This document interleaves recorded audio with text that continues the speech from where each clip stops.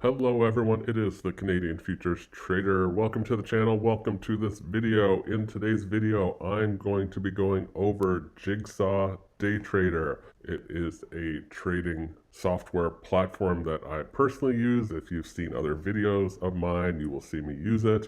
It is a popular software, especially amongst scalpers, as you're able to really see the level of detail when it comes to order flow. Before I get to that, quick note, you're looking at my website, be sure to visit, link down below, CanadianFuturesTrader.ca. I put up articles almost every single day lately, all about futures trading. There's some free resources on here. I'm not selling anything. I do this out of just interest and like being involved with the futures market. So that said, let's get to Jigsaw Daytradr. Okay guys, so here is Jigsaw Daytradr. What I'm going to do first is walk you through all of the columns that are on here, explain what information is being shown in each of them. And then secondly, I'll kind of give you an idea of how to best manage this. How do you actually make sense of this? How do you use this day to day to make any type of trading decision? Now, luckily, what we're looking at here is 4 different depth of markets, also called the DOM, for 4 different treasury products. So really, we only have to walk through one of them, and then the same information applies to all 4. So on the right-hand side, first thing I have here is essentially a classic sort of ticker tape. It scrolls from the top down to the bottom. This tape relates to this depth of market right next to it, which is the Ultra Bond. I have mine set to only show the price, and a little bit later when I walk through, I'll tell you how I use all this information. You can actually put the time on here, you can put the number of contracts being traded. I just kind of want a quick flash look at what the price is here on the right hand side. So as I mentioned, this is the Ultra Bond, and it's kind of this box, if you will, to the right. Next to it is the 30-year Treasuries. Next is the 10-year note. And lastly is the 5-year note. So before I go through the columns and what each of them represents, I typically either trade the Ultra Bond or the 30-year. These other 2 are more for information. I'm looking to see what's happening in those markets that might apply or help me make a decision in these 2. So let's talk about these columns. Now we're going to kind of jump around here because it doesn't make sense to start on the far right. Let's start with the simplest one. This column that's gray with white numbers, it's the price. Pretty simple. You see that on all 4 depth of markets. You'll see on some of these, like the 30-year and the 5-year, I have it condensed so I can't even see the whole price. And honestly, I don't really care what the whole price is. Since I am typically scalping, it doesn't matter to me if this is 182 and 28 30 seconds or 156 and 28 30 seconds. So it is just a price level, but I'm ultimately just scalping in between a very narrow range. To the left of that, you have a classic, what you would consider a volume profile. This is the number of contracts that have traded at each of these prices. You might notice here in the 30-year that the numbers are white up to a point, and then they turn black on gray. Same thing over here and here. White means that there was actually contracts traded at that price. Or the price at least hit on there, like possibly no contracts traded, but you get the idea. Black on gray means no activity has happened at those price levels. So it's kind of an easy visual way to see the high and low of the day. You don't see that on the Ultra Bond. They're all white, and that's because the Ultra Bond does tend to travel a bit more. So somewhere way up here and somewhere down here is the high and the low. Actually, it's probably right here. You can just kind of see off the screen, only 5 contracts traded at that price. So that was most likely the high right there. The numbers that are kind of in this pinkish color and then the orange pink denotes the point of control, which is just the price level at which the most contracts have traded during the session. So just a quick, easy visual reference. Hey, here's where the most of the activity has happened. And you'll see it forms kind of a natural histogram of sorts. It gets bigger here in the middle and then down. You see it here in the 30-year. 10-year, not as much. It's kind of somewhat flat and then kind of goes up here. Most of the activity that was happening here, and you see that on the 5-year over here as well. If you happen to be watching right here, you just saw the pink color jumped up to here. This price is now the new price that the most contracts have traded. You see that just over 15,000 traded here, and this is now at 16. That's the new point of control. The orange color is the VWAP, volume weighted average price. I personally do not use this whatsoever in my trading, but it's on here as a default. I just don't turn it off. But you can see where that is, and it is on each of these. Even if it's very small, it's on here. So that's your classic volume profile. Now in this video I mentioned I don't do any trades, so you're not going to see any activity, but there is an actual extra column right here. You see it on the Ultra Bond, the 30-year, the 10-year. I don't have it on the 5-year. This is what they would call your order column. If I was in a trade and I had a stop loss or a take profit, it would show a white kind of box surrounding the price level, and it would show you how many contracts. So say I was long 5 contracts right here, and I put a take profit somewhere up here. Well, it would show a 5 lot take profit up here. As well, you can have your total P&L shown in this column. So say you wanted to see how much you'll make each increment or lose at each increment, you can show that as well. If you've seen some of my older videos, you'll see this, and actually recently I turned that off, so I no longer look at the amount of dollars that I can make or lose. But I do still use the order column because I want to see where my stop loss and my take profit are quickly. You also see where you are in the queue relative to other people. So for example, if I put in a take profit right here, well, there's 79 people ahead of me waiting to sell. So I would probably be number 80 in the queue. So going back here, you see a number in yellow. That's just the price that the last trade happened at. So that's what that number denotes. If I was long in a position as well, the price would be highlighted in blue. If I was short, it would be highlighted in red, whatever price level you are in at. And if you scale into a position, so for example, say I went long 2 contracts at 24 and then 2 more at 26, it will calculate the average and show that as kind of your blue marker. So it would show long 4 contracts at the price of 25, the average. So now that we've covered sort of these 3 columns, let's talk about here. This is the more exciting things. And again, we're not going to go in order. We're going to talk about the inside green and the inside purple column. I should note too, I have my colors customized. The default colors are blues and red, blue for buyers, red for sellers. You see that over here as well in the ticker tape. It's called the Reconstructed Tape in Jigsaw. I just happened to change my colors visually, made more sense to me. So the inside green column, the inside purple column is your classic depth of market. That is your limit buy orders and your limit sell orders.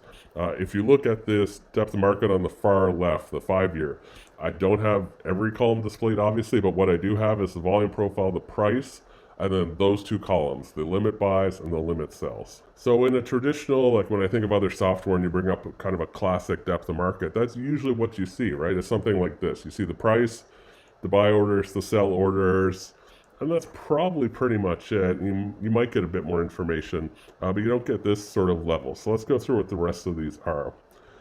Looking at the outside green and the outside purple, these columns represent orders that are being added and subtracted to the current level. Now again, you don't have to show these, but I do obviously, and the reason is that it kind of is another visual representation of what is happening. So for example, let's just use this right now. The video is playing, it's very slow or it's frozen, one of the two. So I see there's 232 contracts that somebody wants to buy down here at this price, but there's also a minus 26. That means there was 26 more here. Somebody pulled 26 contracts. Now, do I care about the 26? Not so much. But in times when things are happening, there's a little bit more going on. If you start seeing a lot of negatives, especially at several price levels, and you start seeing a lot of positives over here, that means sellers are piling on, they're adding to what they want to sell, and buyers are pulling away their offers. And we would expect somewhat that would at least be one indication that the market might be setting up for a move down. Buyers are pulling, they're probably adding on down here somewhere, and sellers are just loading up. They want to pile on and push this down. So, and this is, I should mention, this is basically a mirror image. So these 3 columns here are essentially on the buy side. These 3 columns are on the seller side, and they represent the same thing. So this outside green is the same as the outside purple, just these are buyers adding and subtracting to their positions. These are sellers adding and subtracting to their positions. We already said the inside green, inside purple is the classic kind of buyers and sellers. These are limit orders sitting on the book, waiting to be filled. Now let's talk about the two inside columns. Again, this is activity happening on the buy side. This is activity happening on the sell side. These are actually some of the more important columns. These columns are showing you actual contracts which have been traded. So, for example, it's nice and everything that there's 100 buyers here ready to fire off orders, 158 here. These are actual traded contracts. And I should mention at some point I clear this. You can clear out this data at any point, especially if you can set it so that when you enter a position, it automatically clears so that you can kind of see the activity from the point you entered. Looking at the 30-year here, you see one where I haven't cleared it out, or the 10-year. So you're going to see kind of a history of what happened. Now, this might get confusing, but hopefully this will make sense. This will reflect what happened, and if the price moves away and then comes back, it will basically zero out. It will show you the current activity at that price level. So it's not an accumulation of the day's activity or anything like that. It's what has happened at that price level the last time the price touched on there. Hopefully that makes sense. So this one isn't the best example just because I had cleared it out at some point, so there's not a lot of information in here. But looking at something like the 30-year, this very much tells a story. You're seeing a lot of blue. That means buyers just push this up, push this up. You see some pushback on the sell side, but not a lot. And you see some gaps here. That means buyers came in, wiped out this level. Buyers came in, wiped out this level. Now there's some activity up here. So you kind of get used to how to read this. As well, though, I think what's more important is just watching the activity at the current price. This is essentially your order box. I do most of my trading right on the depth of market, but you can do it from this box as well. And one thing you do need to set on here is your quantity. So if I started clicking up here to buy, it's going to go with the quantity that I have set here. To go through what all this information is as quick as I can, these are kind of default amounts, or preset amounts, I should say. The amount that's in the white box here is the actual amount. So if I was to click on a limit buy order for now, it would be for one lot. These are quick defaults. So if I quickly wanted to change that to 5, I could click on 5 and it would change to 5. Now this is a video, so it's not going that we're watching and I'm kind of going over, so it's not going to do it. And you can define what these amounts will be. This next kind of area is setting up what type of order you want to place. Now, I have mine set to auto, and Jigsaw does a fantastic job of figuring out what it is you want to do based on where you click on your depth of market. So for example, it's set to auto for one lot. If I was to click right now on the 30-year right here, it would understand, okay, you're clicking on the buy side and you're clicking at a price lower than the current traded price. You obviously want to put in a limit buy order at this price. Likewise, you could do it on the sell side. If I was in a trade, say I already had a position open at 08, and I was to click on the sell side up here somewhere, it would recognize, okay, you're putting in a sell order above the current price, you have an open position, this is obviously a take profit. Likewise, if I had an open position somewhere here and I clicked on the sell price below that, Jigsaw knows, okay, this is obviously a stop loss. Here you can as well basically do those types of things, put in market, buy and sell, or put in at the ask or the bid. Again, I do all my trading right on the depth of market. You can set a trail both on your stop or your take profits. So I use it typically on the stop loss. You know, if you click on it to enable it, it will turn yellow. The number in white in the white box will be how many ticks you want it to trail by. So I wouldn't actually trail it one tick, but say I put on a 3-tick trail. So if I put in a buy order right here and then put on a stop, it would trail it by 3 ticks. Now if I put in a stop loss, say I have trail enabled and I put in a stop loss 5 ticks below, it's automatically going to jump it up to 3 ticks below because I've enabled the trail feature, and it will always be at a minimum 3 ticks behind. STP and LTP, I use STP quite a bit. If I had an open position and I had a stop loss and a take profit, in order to move those, typically you would have to click on it first and then click where you want it to go, so 2 clicks. If you enable these though, And you can pretty much only do one at a time, I would say. So say I enable STP, it means stop to price. If I just stop down here, rather than click it once and click it twice, I can just click on the price where I want it to go. It essentially takes what would be a 2-click process and turns it into one. Might not sound like a big deal, but it's actually very, very handy. I use it on the stops quite a bit. And OCO is one cancels the other. Time and force day, I think that's pretty standard. One box here that's white, this would be where you could enable different strategies. It's equivalent to what you might know as bracket orders or automated trade management, I think is what it's called in NinjaTrader. Basically, rules that you can set up, and I actually use this on the Treasury sometimes, where I'll say, once I order a position, automatically put a stop loss 3 ticks below my price and put a take profit 6 ticks above my price, for example. So you can set those up, fully customizable. I do use them actually a little bit more lately. Flat means get me out of every position and cancel any open order I have. So say I was long in a position, it wasn't working out, it was approaching my stop, but I just want to get out now. I could hit flat, it just gets me out, and at the market order gets me out and closes all open orders. Cancel is similar. It gets rid of any open orders, but it leaves your position open. So again, same situation.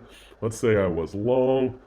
I had to take profit 3 ticks above and the price is quickly moving up, and I wanted to get rid of that take profit because I'm going to set a new one. But rather than monkey with it and try to move it really quick, I just hit cancel. Just clear it out, get rid of that order. I'll set up a new one. That might be where I would use that. And then these 3 buttons are just, you close the order box, always on top is the A, and T, I don't know what T stands for, but it's the orientation. You can move this so it's vertical or sideways. Okay guys, let's talk about how to read this monster. So hopefully you already appreciate the fact that, you know, just looking at this, coming into it, not knowing what any of this is, you would go, oh my God, like how do I read this? There's so much information on here. But as you already know, this is really 4 different products. So you're really just looking at kind of the same setup 4 times over. And as well, we don't really care about a lot of the information on here, right? So pretty much anything, I would say the main point of interest is right here in the middle. You're basically scanning right across left to right. So right away that gets rid of kind of the top third and the bottom third of the information. You know, I don't care, you know, that there's 82 limit order buy orders down here at this price. It just doesn't impact my decision whatsoever on what I'm going to be trading up here. So we are scanning maybe the 2 or 3 price levels below and the 2 or 3 price levels above. One thing I didn't mention is, so the white line is obviously kind of like a center line, and I use that, and I do line these all up. If you hit this kind of button right here, it will actually center it, and you can also set a default centering. So I think I have mine set to something like 5 ticks or 6 ticks. So if it moves 5 or 6 ticks away from the center line, it will automatically recenter it back to this price level. It is handy. So for example, if you center it, say when you enter a position, or let's just say I was watching this like we are right now, I can go, okay, I can easily tell, well, this has gone up 3 ticks. You don't have to remember the price numbers. You just see, oh, we're 3-4 ticks above where the center line was previously. Meanwhile, though, we see the 30-year, the 10-year, and even the 5-year pretty much stayed where they're at. So Ultra Bond's making a bit of move. These aren't. You might use that for a decision. So going back to this visually, you kind of almost take a step back. I'm not focused. I'm not reading each of these numbers. I don't care that this is 119. I don't care this is 172. You're trying to get the big picture in terms of what is happening. And that's where like kind of these kind of embedded, if you will, histograms work as well. Visually, it's just a quick, I don't have to go and read this number. I just see there's more dark purple here. I see that there's more green here. It's kind of bulk. I see that these are fairly even. So that can kind of tell a story. If you start seeing heavy, you know, volume amount of contracts being added at price levels, that tells you something versus something like this. I only see 47. Again, I don't care the numbers 37, 47, 41. What I care about is how this looks relative to the buy side, relative to the sell side. I'm also very much watching, and I'm actually going to pause this here just because it's getting close to the end of the actual video I made. So it's a lot about visual cues, if you will. I'm not sitting here reading these numbers, but if I start seeing, a crazy amount of red or a lot of blue, right now we're seeing both and we're seeing it move fairly fast, buyers and sellers are kind of battling it out. That's what that tells me. I mean, you also see that right here. One thing I forgot to mention too is whatever contracts are being traded, you can see them kind of bold a little bit more. So that tells you the actual kind of current, whereas like say this 151 is just kind of stagnant. So whatever's bolded and kind of highlighted, if you will, is what's being traded right now. So if this is the product I'm trading, I'm mainly focused. So not only do I not care about the top third and the kind of bottom third of all of this, I'm mainly focused right here. If the Ultra Bond is what I'm trading, that's what I'm focused on. If I'm trading the 30-year, I'm just trading, this kind of small oval here is what I'm interested in. I'm curious where we are relative to the high of the day. I'm curious what sort of numbers I'm seeing traded. I'm curious what type of volume we're seeing on both sides, limit orders on the buy side and the sell side. And I'm curious, are people adding more? Are they pulling orders? And that's kind of a general idea. Now, I know these aren't specific trade setups, and they're not meant to be. I just wanted to give you an idea of, for all the information that's on here, we're probably looking at less than 10% of everything that's represented on this screen. We're really focused on this. Now, you might say, okay, well, if you're trading, say I'm trading this product right here, the second over, the 30-year, why even have the other ones on the screen? Maybe they're a distraction. You can certainly set things up. What makes sense for you? I think each person does have to figure that out. What makes the most sense for you in your trading? Why I have 4 treasuries up is the treasuries. One of the methods that I kind of use to trade them is they tend to move in tandem. You notice here, the 5-year, the 10-year, the 30-year are all pretty much, near their highs. They're not right at their highs, but they're pretty high in the day. The Ultra Bond, though, is kind of way off its high. It's more down towards its point of control, more so than the others are. So I'm looking at the activity of the other products relative to the product that I want to trade and seeing if there's any type of information that can be garnered from that. So in this situation, I might be thinking, okay, either the Ultra Bond's going to catch up to these, or the Ultra Bond is ahead of these, it's already pulling back, and these are now also we're going to see a pullback on these. Now, context is a huge part of this, and you're seeing this already. You're seeing the 30-year and all of these starting to pull back. So it happens. You're seeing a ton of trading activity as well. So context is important. What has happened up to this point? You really can't just open this up, look at this screen for 5 seconds and go, okay, I know what to do. You really have to watch it for a little while and absorb how the market is acting. Is it active? Is there a lot of momentum in the market, up, down? How many contracts are being traded? I know a lot of people, they like looking at charts. They can look at a chart and then say, okay, we can see what happened in the past by looking at the chart. And I agree you can. But I think what you miss on there is just watching the actual buyers and sellers interact and seeing these contracts traded. If you were to look at a chart, so for example, this price, let's say, just stays right here, and it stays here for the next 10 minutes, but the buyers and sellers just battling it out, back and forth. If you were just to look at a classic chart, you would just see a candlestick that's kind of just, doesn't look like much happened. But in reality, a huge battle happened here. So that's one of the reasons I like looking at the depth of market. You can actually see the activity between the buyers and seller, actually kind of be at, ground zero of what is happening. So hopefully that's a helpful explanation of what this information is, how I somewhat look at it. If I was to sum it up in terms of trading, what I'm doing, like say right now, I'm not in a trade. I'm just watching the market. I'm watching all 4. I'm seeing how they're interacting.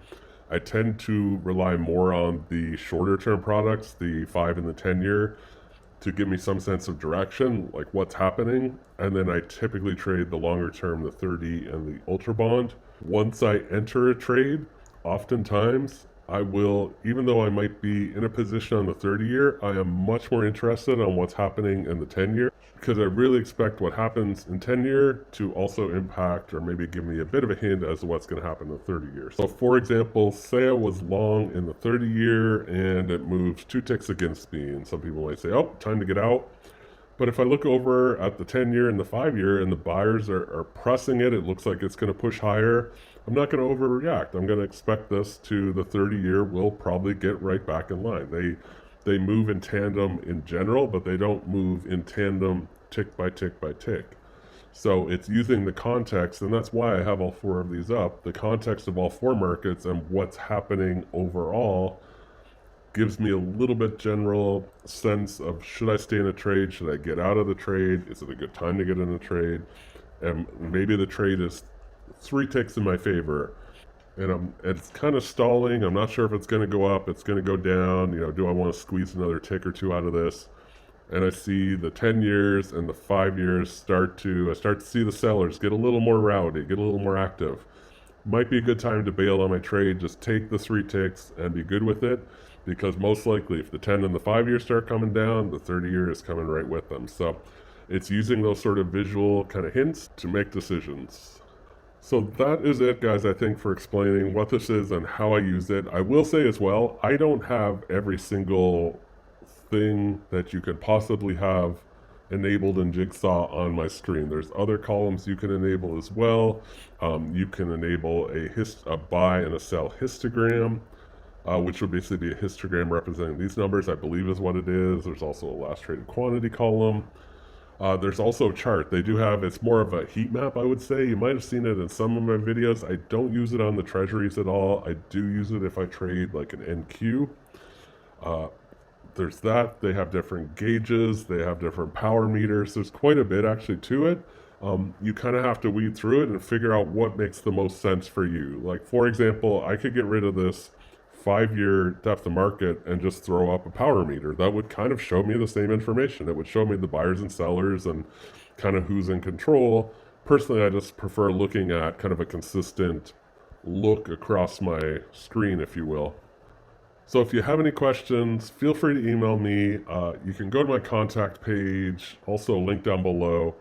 Send me an email, feel free. If you have a question, I'll do my best to explain it. As well, I'll say Jigsaw themselves has tons of educational stuff on their YouTube channel. Take a look at them.